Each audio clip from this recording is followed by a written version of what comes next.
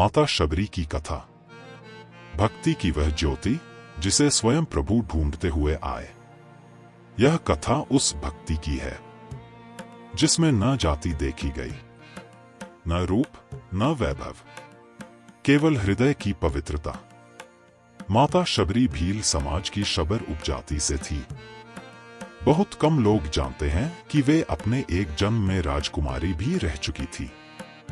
कहा जाता है कि वे अत्यंत सुंदर, होनहार और सम्मानित थी। उनके पिता एक नगर के राजा थे। नगर की बालाएं पुष्प लेकर उनके स्वागत में आया करती थी। राज्य में उनका बड़ा आदर था। परंतु जिस आत्मा ने वैभव देखा हो, वही वैराग्य का अर्थ समझती है। पूर्व जन्म की पीड़ा। अपने पूर्व जन्म में शबरी परमहिसी नाम की एक रानी थी।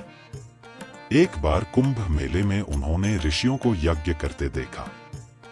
मंत्रों की ध्वनि उनके मन को खींच ले गई।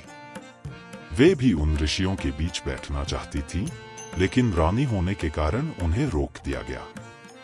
वह रात उन्होंने रोते हुए बिताई। अंधेरी रात में वे त्रिवेणी तक पहुंची और गंगा माता से प्रार्थना की, यदि मुझे अगला जन्म मिले तो मुझे रूप, वैभव और राजमहल मत देना। मैं अब केवल तुम्हारे चरणों में समाना चाहती हूँ।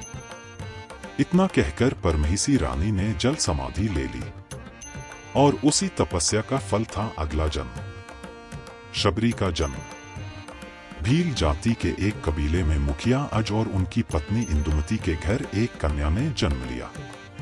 नाम रखा गया श्रवणा, जिसे आगे चलकर शबरी कहा गया।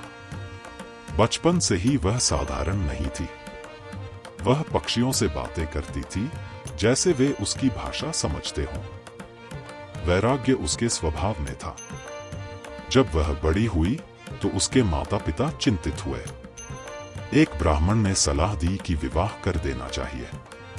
विवाह की तैयारी में पशु पक्षियों को दावत के लिए इकट्ठा किया गया, पर शबरी का हृदय कांप उठा। उसने कहा, मेरे विवाह के लिए इतने जीवों की बलि नहीं दी जाएगी। अगर ऐसा होगा तो मैं विवाह नहीं करूंगी। रात के अंधेरे में उसने सभी पशु पक्षियों को मुक्त कर दिया। देख लिए जाने के भय से वह जंगल की ओर भाग गई। ऋषिमुख पर्वत की साधिका। भागते भागते वह ऋषिमुख पर्वत पहुंची, जहां 10,000 ऋषि रहते थे। वह छिप कर रहती, लेकिन हर सुबह आश्रम की सफाई कर देती। हवन के लिए सूखी लकड़ियां जुटाती। प्रेम से उन्हें हवन कुंड के पास रख देती। ऋषियों को समझ नहीं आता था कि यह सब कौन कर रहा है। एक दिन उन्होंने शबरी को देख लिया। जब उससे परिचय पूछा गया तो उसने सरलता से कहा, मैं एक भीलनी हूं। ऋषि मतंग ने उसे अपनी बेटी स्वीकार किया और आश्रय दिया।